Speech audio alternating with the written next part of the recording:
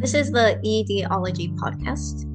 I am your host, Elka Kubaku, licensed social worker and psychotherapist. In this podcast, we explore divisive issues around food, health, and body image with the goal of mending relationships within the eating disorder recovery professional community and creating a space where a multiplicity of perspectives can coexist harmoniously. This podcast is uncensored and encompasses the political and ideological spectrum. If you believe something you hear is harmful or misinformed, please be respectful to the speaker. And also, feel free to reach out about recording another episode on the same topic from your vantage point. My hope is that if, as professionals, we can hold each other's stories with respect and compassion, we'll be better able to do so for our clients. This is our first dialogue episode on the podcast. In it, we have Libby Supan, a therapist and certified intuitive eating counselor, and David Weiss, a registered dietitian with a doctorate in public health.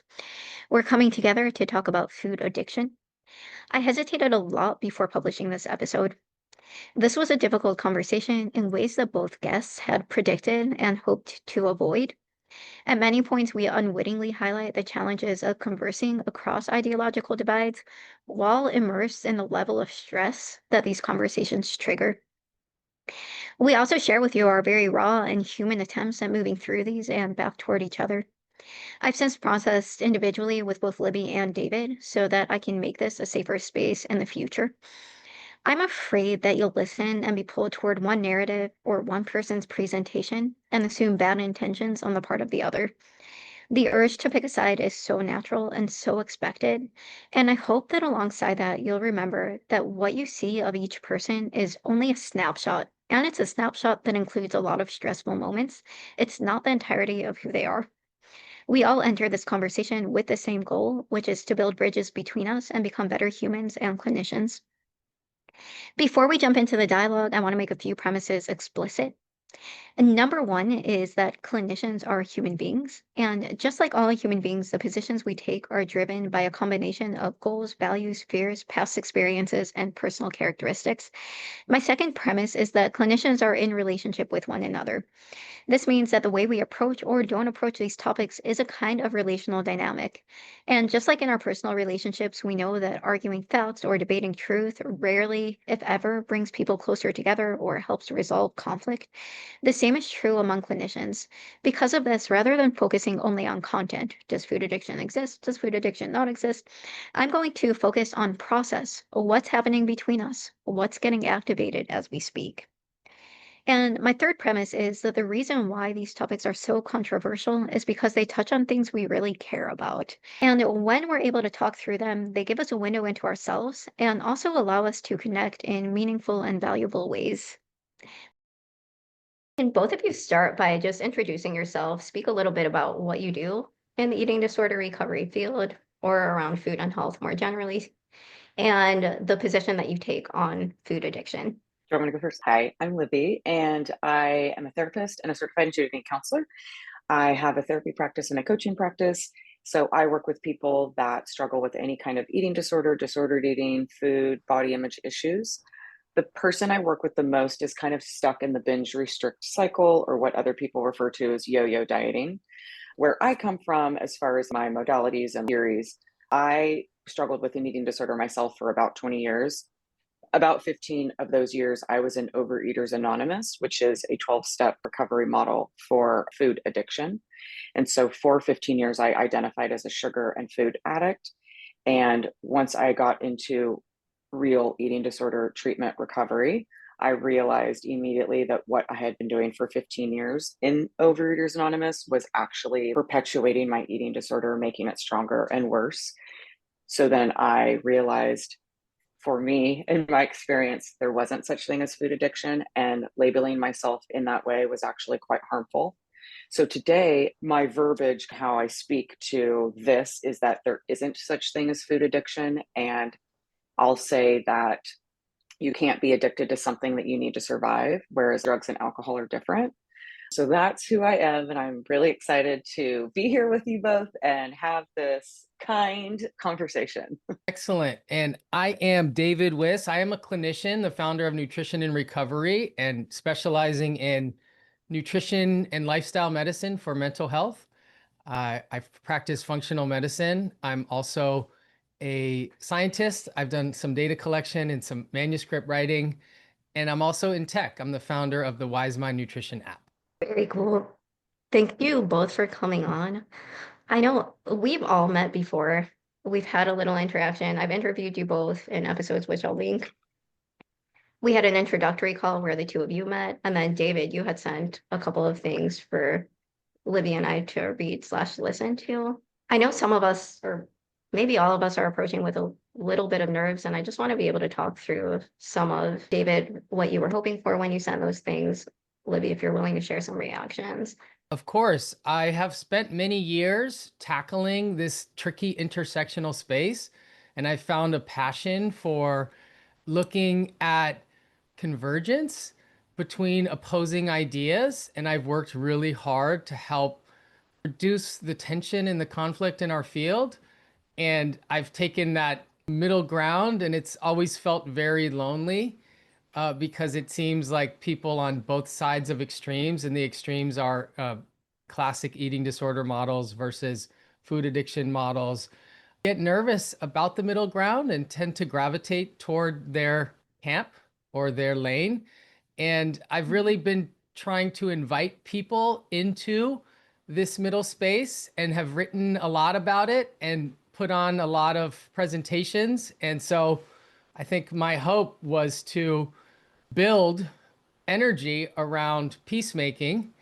And I think that's why I shared some of my publications, specifically the one on Overeaters Anonymous, because I did listen to Libby's podcast, and it seemed like that was a primary focus of the interview, and it'd be fun to double click on that a little bit more.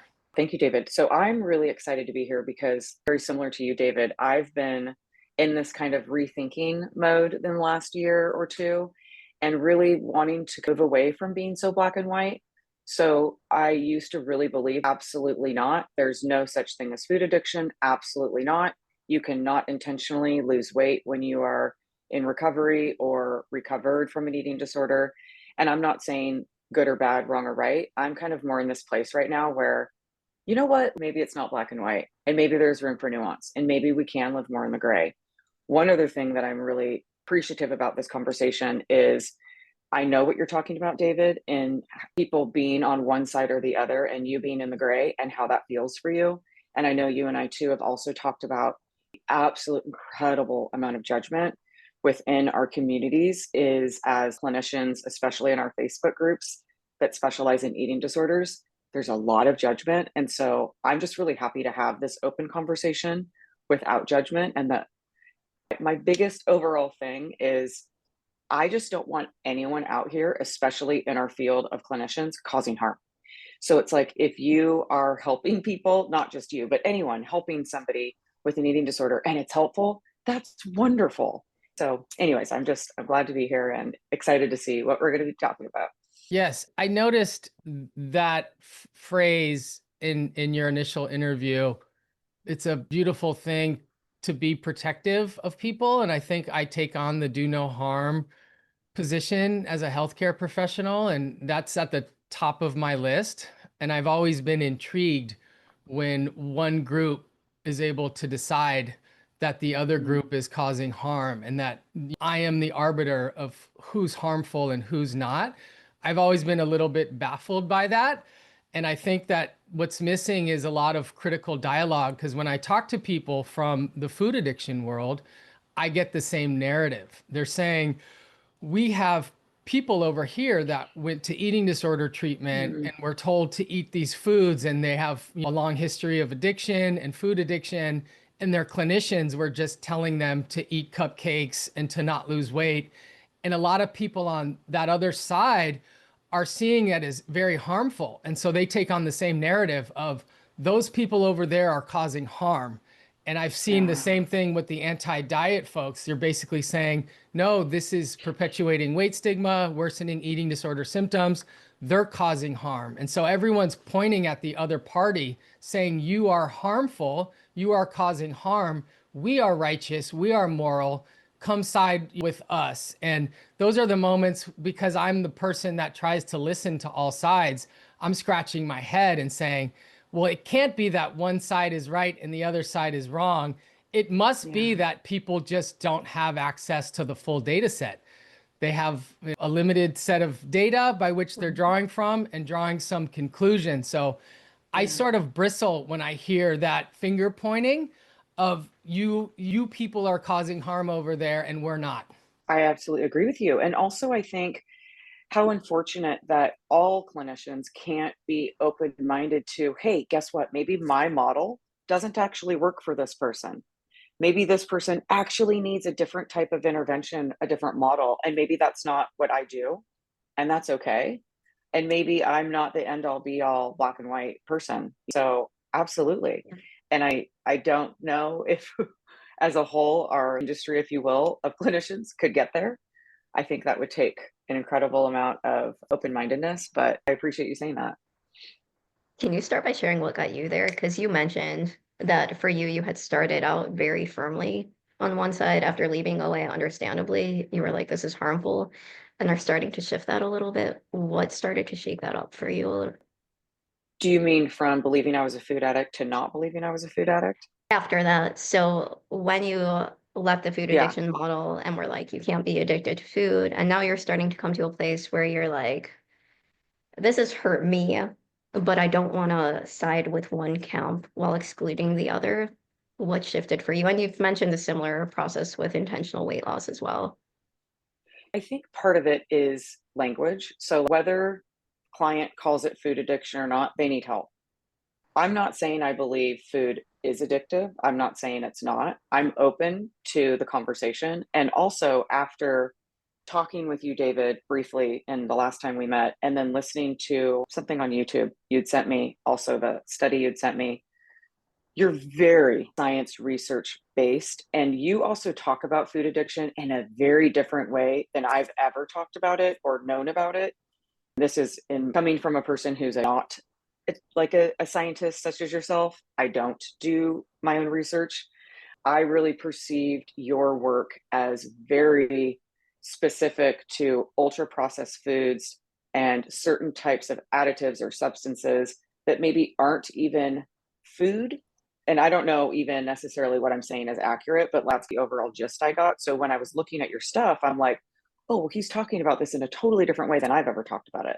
Because when I think about it, I talk about it as when I hear food addiction, I assume people mean I'm addicted to fun foods, fat, sugar, carbs. But that's not necessarily how you're talking about it. You are in a much more nuanced way. So when I heard your stuff, if you will, I was kind of, oh, well, I've never even heard this narrative before. So I am open to it because it's totally different than where I'm coming from. The other thing is, and I'm very careful in saying this, there is so much nuance to it. But I do believe there is a world in which a recovered person from an eating disorder who is recovered fully can do intentional weight loss in a very careful, compassionate way with help. I do believe there is a world for that. I think there's a lot that goes underneath that. What are the motivators? What are the intentions? That's a whole nother separate issue. But that's me just kind of rethinking things. So I hope that answered the question. Yes, and that was not always the case. The intentional weight loss after eating disorder, No, you were adamant. Nope, vehemently can't ever against do it it. for a long time. And so when you're vehemently against something, I guess the big question is, are you against it for yourself or are you against it for every single person in the population? And I know you just shared that you've moved past vehement opposition, being adamantly against things, but I think it's worth exploring the statement of, you say on one hand, food addiction doesn't exist for me. And then you also make statements of sugar addiction, food addiction doesn't exist, period, right? As in saying that what is true for me is also true for the population. And that's the place where scientists tend to get a little bit nervous when someone is extrapolating their own personal experience onto the population as a whole. It gets a little bit murky. And that's when someone like me listens to statements and I scratch my head and I'm saying, what is this person actually saying? Because you did open up today with that statement, almost as if it's part of your bio, right? I don't believe it exists, right? You said on the first interview, it's not possible. And so I guess there feels a need to be able to discern from making an I statement versus making a you statement. And it comes across as a you statement that you are actually saying that it's not possible for anyone. That's how it's received. And I think that there's a need, and I think I saw you working through that a little bit. You said it's not possible for me, right? But I think when the general public listens to eating disorder professionals or dietitians online, they do interpret what someone is saying about themselves to be a public health message of this is what's true across the board. And I think that's a major difference between a scientist and more of a coach, right? As someone that does clinical work at a scientific level would never extrapolate a singular N of one or a piece of truth onto an entire group. And it does seem like there's a lot of that going on. And I'm just curious if that's something you've ever thought about. I hear what you're saying. And again, I'm just going to go back to what I said. The way you talked about food addiction is a way I've never heard it before. So I'm open to that. But I do believe, generally speaking, you can't be addicted to sugar or food. You can't be addicted to something you need to survive. That is what I believe. I'm open to the way you talk about it, because that's not what you're saying. What I got, again, as I don't fully understand all the data and everything that you've shared, your narrative is different. You're talking about it, again, what I think is like substances and chemicals rather than food products. I also wonder, I do believe there's addictive qualities and properties. And I guess that was one thing I was interested in talk to you about today, David, is like, what is the difference to you between being a food addict or something having food addiction properties or qualities? And what do you think about even what I said? Like that I think that the way you talk about it is different than what I'm saying. No, I appreciate that deeply. That's been my mission, to try to talk about it in a way that's not centered on the old paradigm, which is what you were exposed to. It does seem like your perspectives on the conversation around food addiction almost stem entirely from 12-step culture and from diet culture of the 90s and the 80s in those early days, and that it's an older model of food addiction, and your statements are based on that data set rather than on the research in the last 10 years. Is that a true statement? I want to say yes and no. I can't speak to anything specifically as far as in this paper that I read below. I don't know. I'm going back to when I was doing the certified intuitive eating trainings. But now I even forgot the question. Yes, I think for the most part, I'm going off of my experience and the experience of most people that have come into my world as far as client work goes. But I'm open to what you have to say and a different way to look at it. But again, I think you and I are saying different things. And tell me if I'm wrong, because I don't fully understand what you've shared with me, because that's just not how my brain works. But it seems like the way you talk about it is different. You're talking about specific nutrients, or not even nutrients, like chemicals and substances. Is that correct?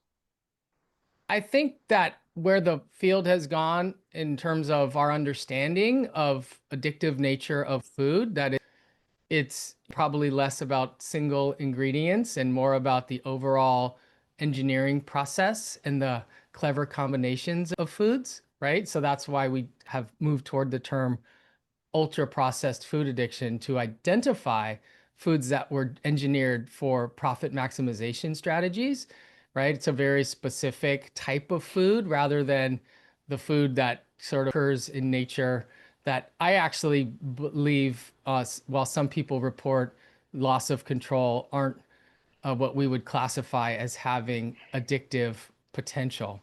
And I'd love to talk more about food addiction, but I just want to come back to one statement and see if we can make some peace there. The way that you speak, You say very with conviction, when you speak about food addiction, you use you language rather than I language. So you say you can't be addicted to food. And I just wonder if it would be better presented as I can't be addicted to food. Can I pause for 1 second? Libby, what are you feeling in this moment? Frustrated? Can we connect to that frustration for a moment? I don't know. If I were to use the word criticized, does that match? Yeah. I'm afraid. I'm going to put some words into your mouth and tell me if this matches what you're feeling. But David, I've listened to your stuff and I respect you so much.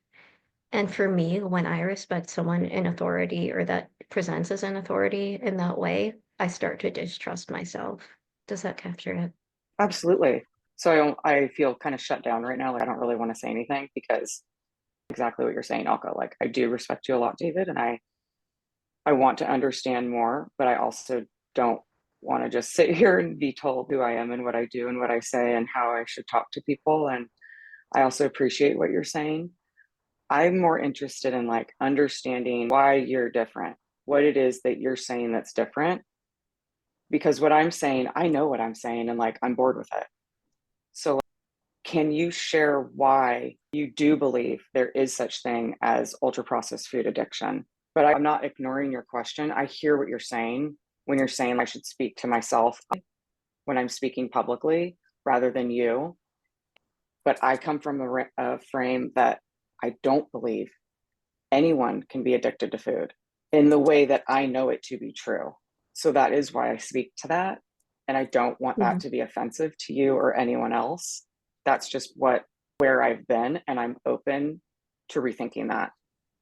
There was something, and David, I can see you wanting to talk. There was something, David, that you said that I really appreciated the last time we spoke when you were like, I can come off hard and it's not directed at you. You've been through a lot. You've taken, as you said, a position that's unpopular with a lot of courage and have gotten a lot of, and I don't even know the word to describe it, but you've gotten attacked for it really bad. So it makes sense that when you're hearing what Libby's saying and it's resembling that something gets struck, can you talk about what nerve just got touched when Libby's talking about can't be addicted to food? What does that bring up for you? I guess I get a sense of frustration in the ecosystem Mhm. that I'm in the eating disorder world, because I like to operate at a high level of scientific clinician. And it does oftentimes feel like there is a large group of people that prefer not to, and would Mhm. prefer to use their own story as the basis of truth. And we've talked about this, Elka, and I think that lived experience is of supreme value. And that's the whole point of the podcast. And I get frustrated when people use their lived experience and bully other people with it, and basically suggest Mhm. that because this is what I experienced, this is what all people must experience. If you don't fit into that model, then we don't talk, you're not my client, or you're not adhering to my suggestions and that sort of thing. And I really do believe that it gives our field a bad reputation as not being like grounded in nuance or evidence. And I do feel frustrated quite a bit with, if you think about, people are upset because people don't make enough money. The wages are low for therapists and dietitians. And I think that if people could step a little bit outside of your own lived experience, that we could expand the field and that we could come together and we could grow and we could build new treatment models and we could get higher wages and we could have a larger voice. And that is my deepest hope for the eating disorder field, is to be expansive and not to continue to contract. And I think that a major source of the contraction is some of the use statements and the extrapolation and the even tribalism. Because when I really check in, Libby, based on my interactions with you and your podcast, I actually don't believe that you don't think that it's possible. I actually don't really believe that. I believe that it to be possible, it's just not possible for you, and that it's in the best interest of your career to stick to that narrative, because in your ecosystem, that is the popular narrative. And I suspect that it would be scary for you to say something that was against that narrative. And that's the part that makes me a little bit nervous about our field as a whole. There's a story you're telling about Libby. There's some concerns there, which is if we're focused only on our story, our world gets very small. And I've seen people who didn't fit into that narrative and felt shut out. That's the feeling or the concern. And then there's a story there that if you're adopting that so strongly and so single-mindedly, it must be in your best interest. Can you ask Libby, what Are is you it that asking me? Sorry, I'm or I'm confused. asking David, can you ask and instead set aside that story for a moment, approach without assumption, and can you ask Libby, what is it that motivates you to take such an absolute approach? What That's a better experiences, way what to have you do it. seen? Thank you for the reframe. I think that's a much Mhm. better. Libby, I have become curious. What is the driving force behind you taking such a firm stance on an issue that you have already shared that you're not an expert in? Because it stemmed from my lived experience and the such all of those harmful years. That is where it stems from. And then getting into actually doing my own studies, becoming a therapist, and then whoever comes into my world, whether they become a client or not, but then them having the very similar lived experience as well. And it's all about protection and not harming people, and the research and studies that I've done on my own and I'm thinking mostly of my certified intuitive eating trainings with Evelyn and Elise, and all of the just research based on that there can't be such thing as food and sugar addiction. And that is Mhm. where I come from. Yeah. So I don't know if that answers the Can I question. translate? I know this is such a heated topic, and there's not just differences in the topic, but also differences in the way that we're approaching the world. And David, you and I have spoken a little bit about this, where there's a different value system there's a clash between perspectives here. And there's also, David, you're much further in the academic world. You have a PhD, you've done research, and your value system aligns with that. Libby, you're very firmly in the clinical world and also in the personal story world. And both of those are not just different in content, but so different in value system. And that's what we're starting to bump up against. I see that. And I'm also a clinician, and I do one-on-ones Mhm. with people, 20 plus people a week for 13 years. And I'm also very attuned to, I think one of the core issues in our field is what I like to call a selection bias, which if someone has an eating disorder treatment center or a practice, and your website says very clearly, I'm an anti-diet, intuitive eating practitioner, and these are my core values, you're going to attract a certain type of a client.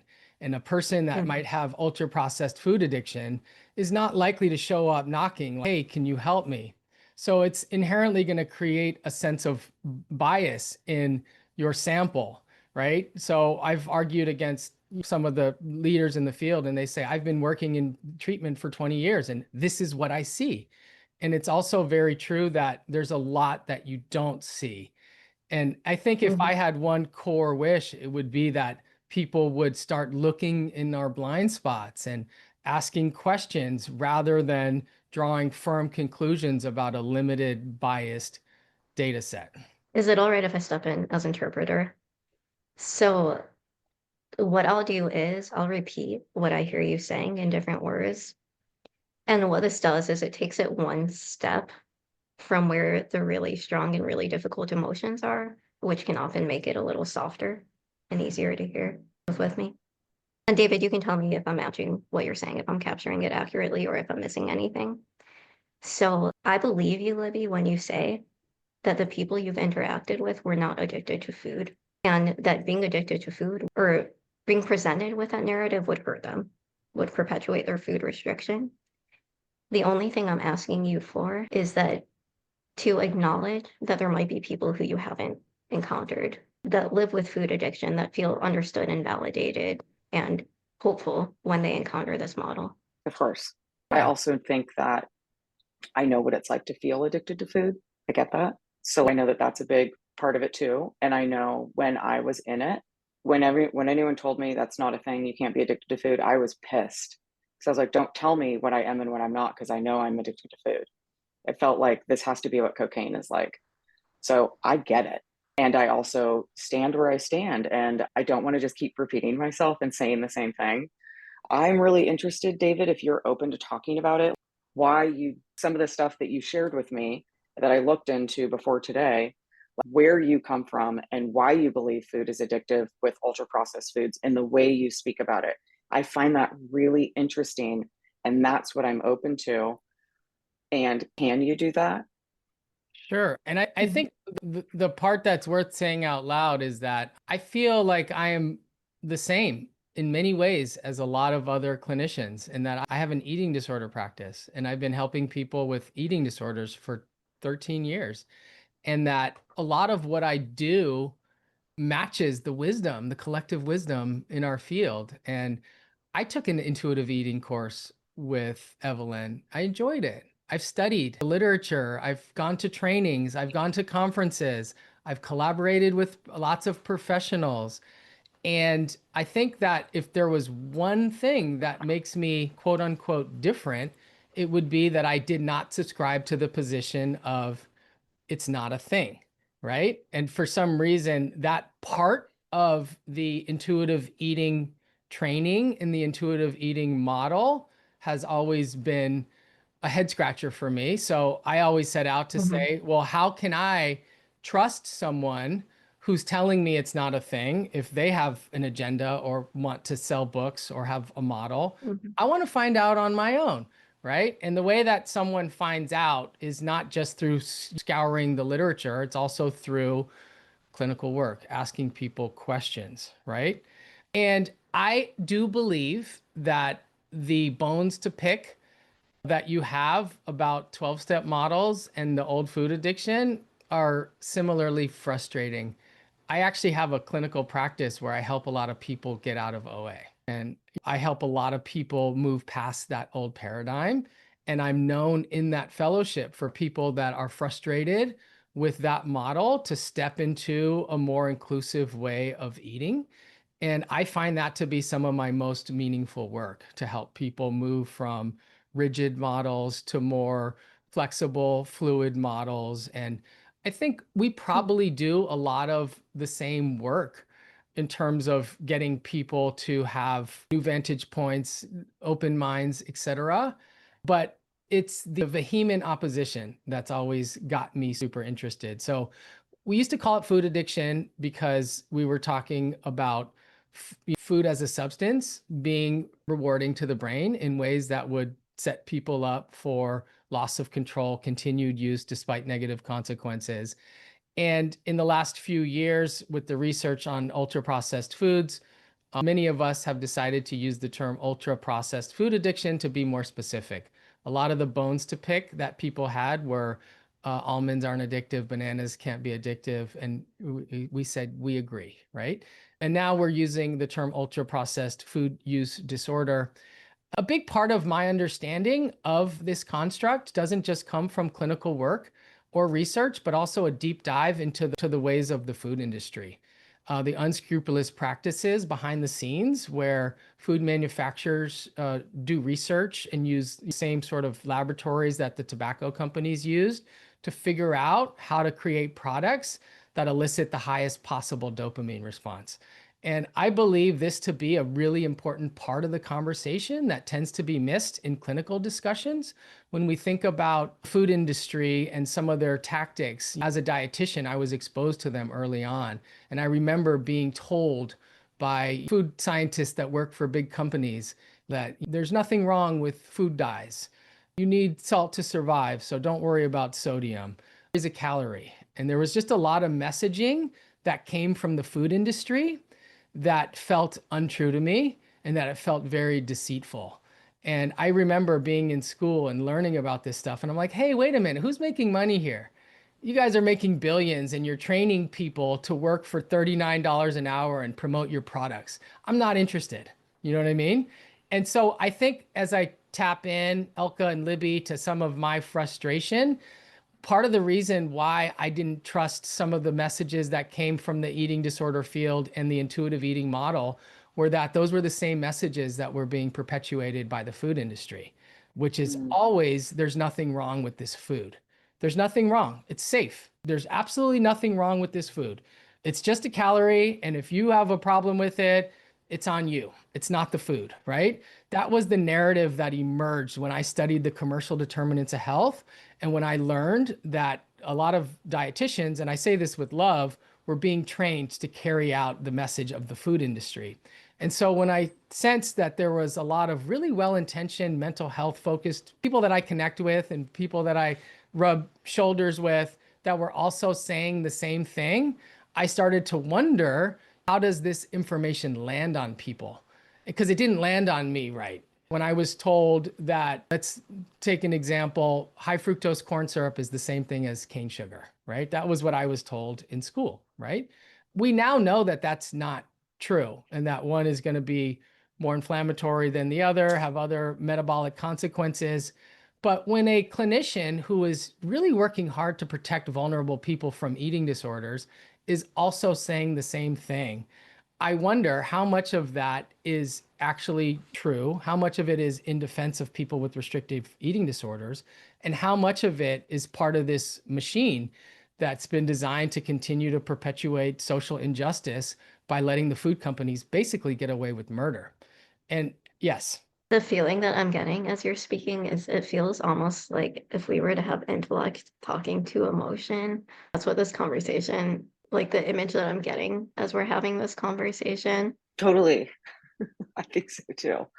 I'm laughing because I think you're totally spot on. We have like the research scientist person, David, and then the emotional, I don't know, other type of person. And it's like, I guess it's kind of hard to have that conversation. Is that what you're saying? It's so hard to bridge, and we are moving between languages, which I think is what we've bumped into when David, you've spoken about these conversations being so hard and you feel like you're talking and not being heard. It feels to me almost like if somebody were to start talking in a foreign I was language thinking the to each exact other. same thing. Intellect is the foreign language. We're both foreign languages, is what you're saying, right? I feel pretty attuned to emotions, generally speaking. Mhm. I do. You feel pretty attuned to emotions, and also the value system that you're in sees it as limiting. I think Intellect is the space that can hold multiple perspectives, that can look from up here and see everything that's below it. I think if we're in a conversation about personal recovery stories and our own little healing journeys, that the value of, I think, what you're calling emotion is at the top. If we're talking about patient care, I think it's a different conversation. So the Talking about concern, patient care, like being scientists that have master's degrees or higher, that are trained to help people with health problems.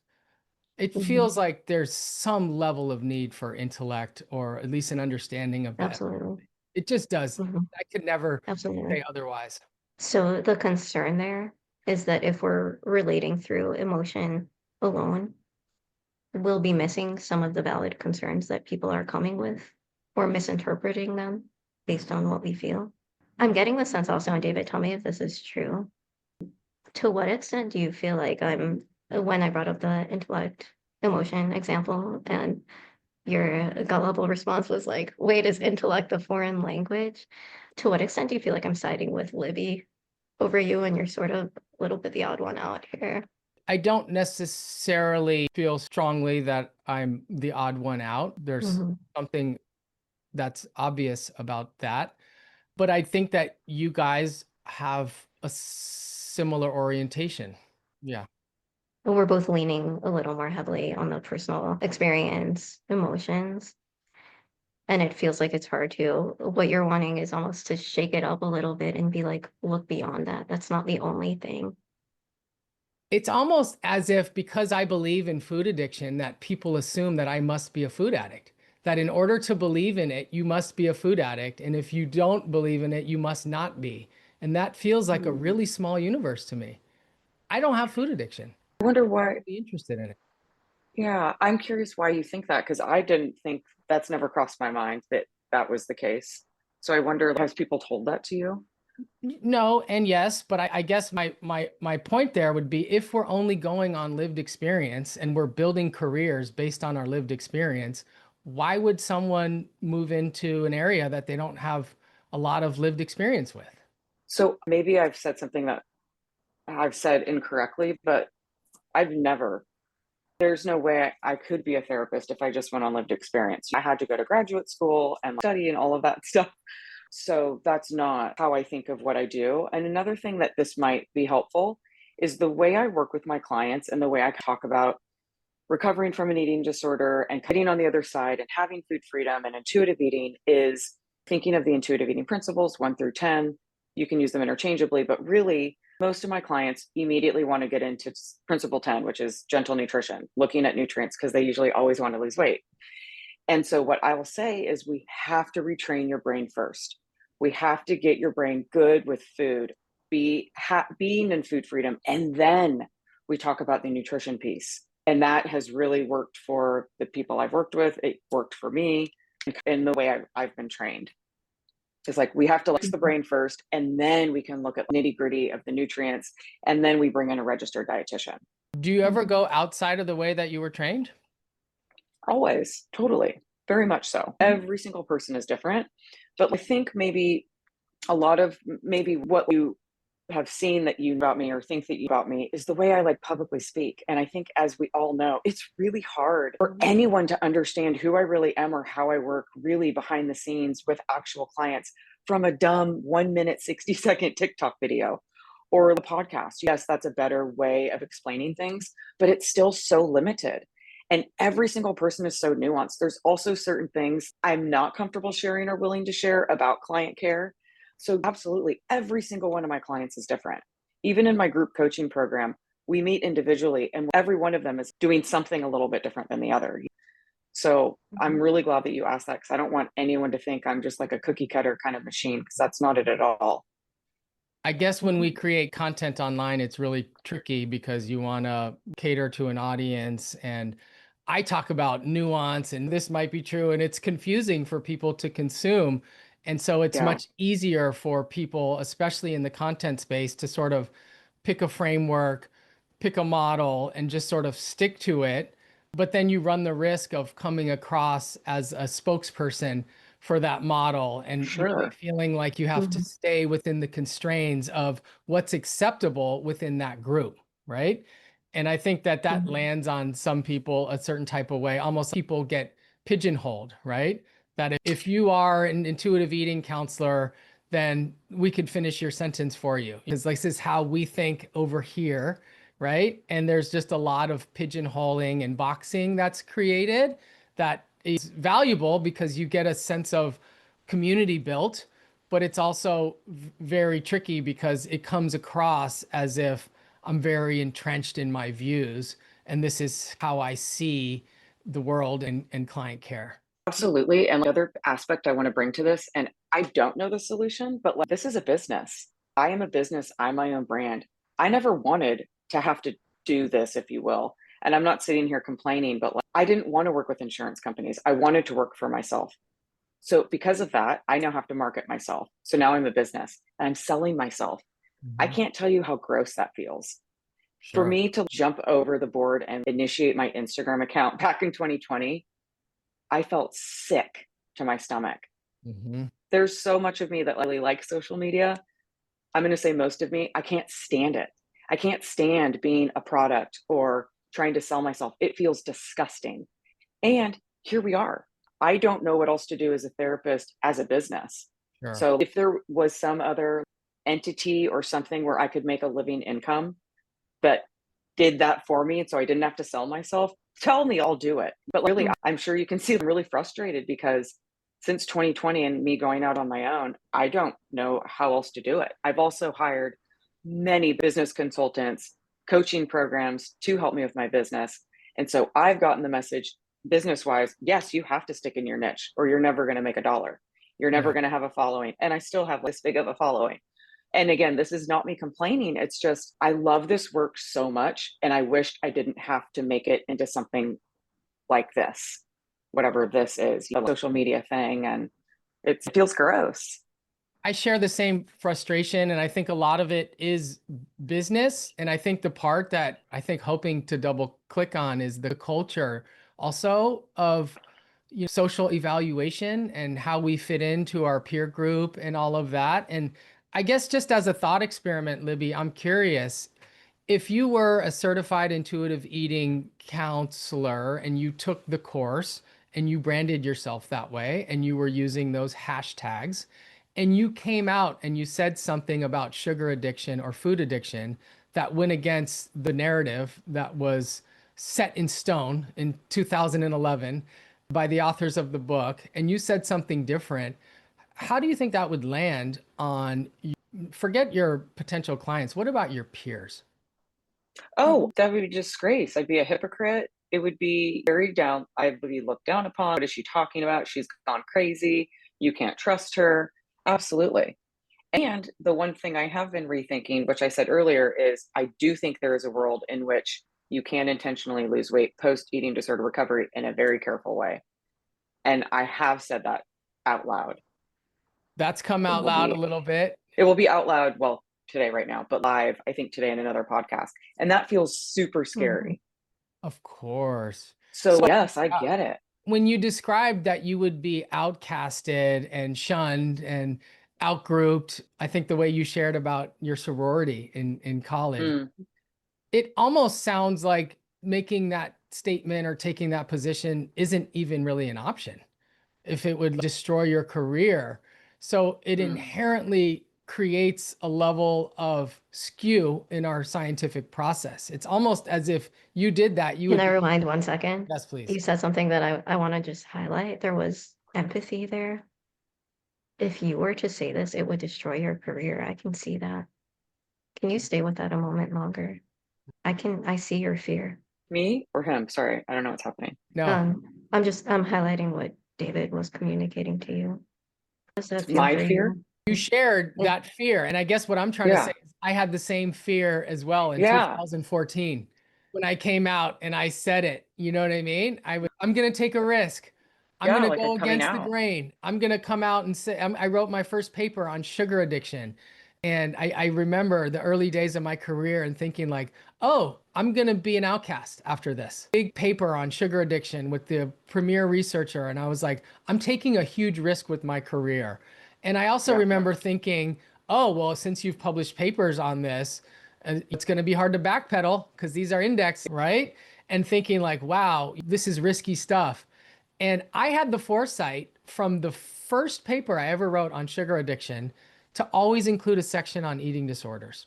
Every single paper that I've ever written includes the nuance of there are people that might think they have this, but they don't. There are people that might screen positive on our things, but are really just dieters that have internalized weight stigma. Every single paper on sugar addiction and food addiction, I wrote a section because I was the one person who thought about these things. And I also assumed that some of my colleagues would read them and be able to say, hey, what about this? You're missing this piece.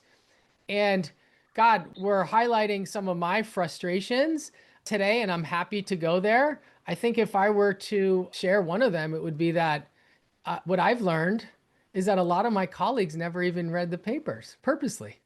I had close friends that were dietitians that came around the last 2 years and were like, I finally read all your papers. Wow. And it touches me. It's like, oh, great, you finally read them. But I also go to, I wonder why you didn't read them before, right? What was the barrier to reading them?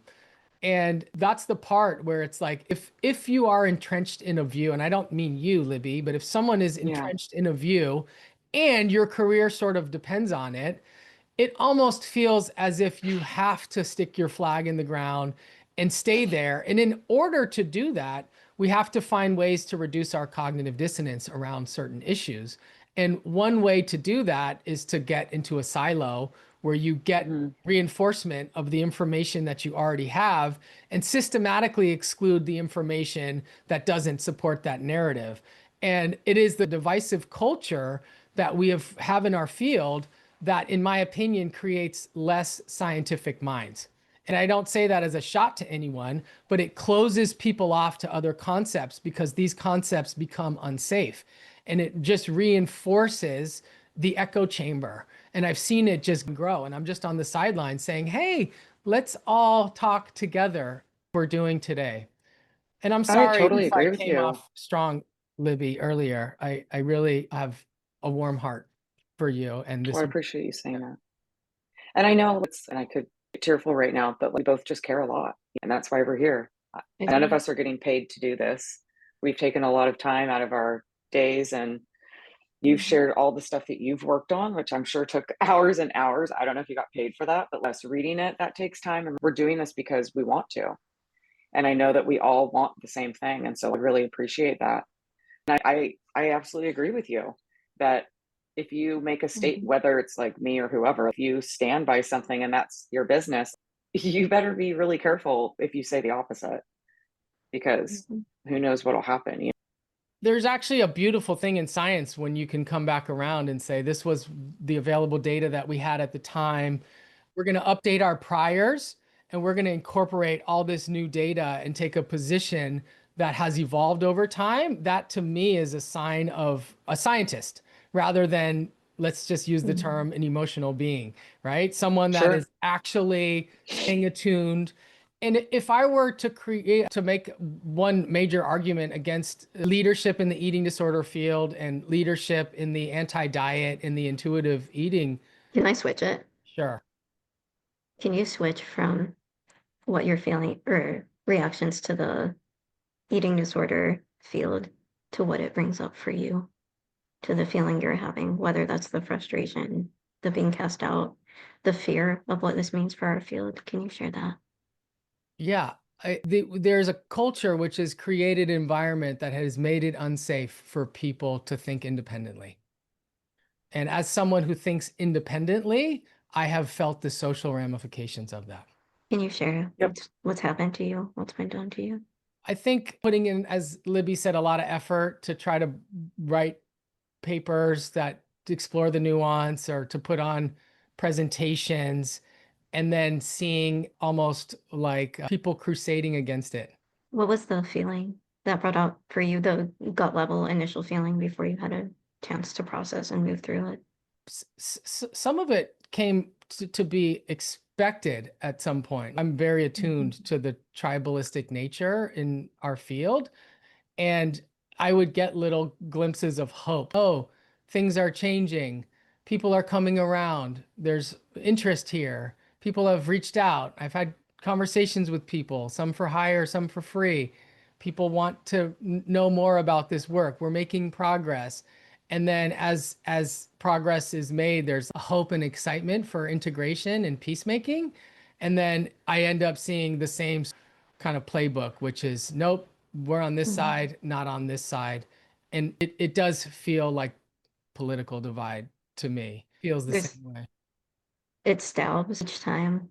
There's a part of you that's hoping and idealistic and feels put down and almost defeated or disappointed each time we bounce back to the more one-sided.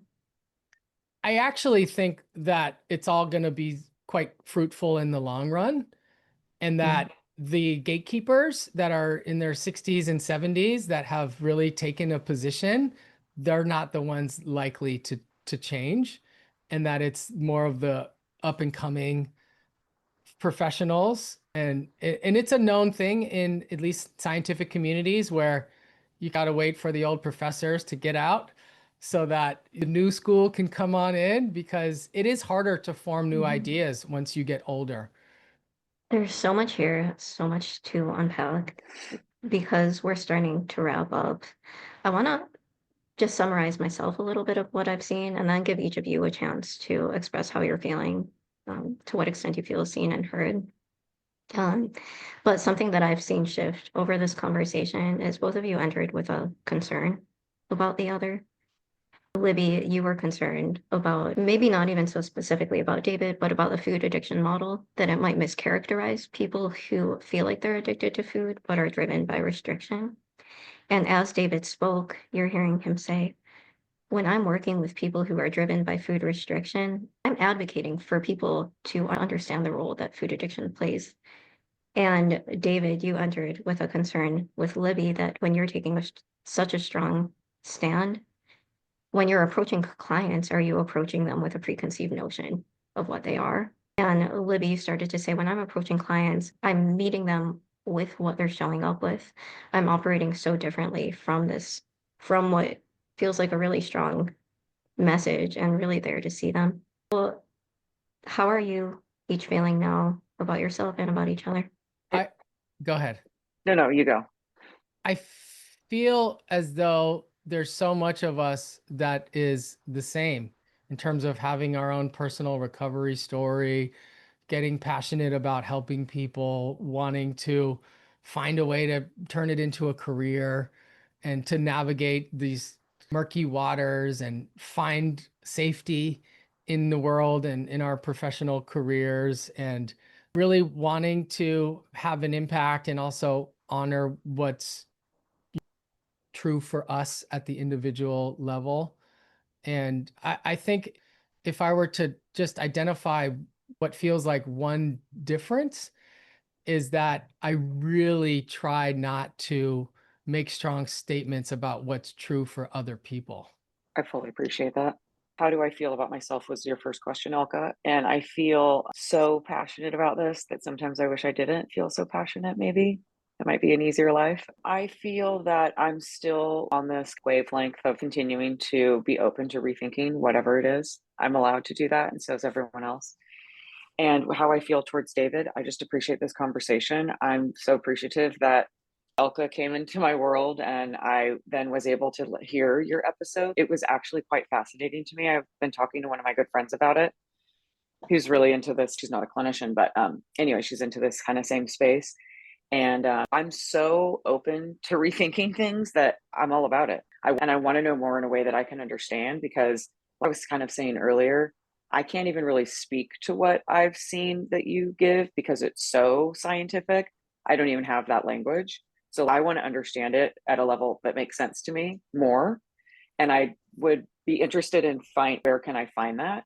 And maybe it's digging more into their work.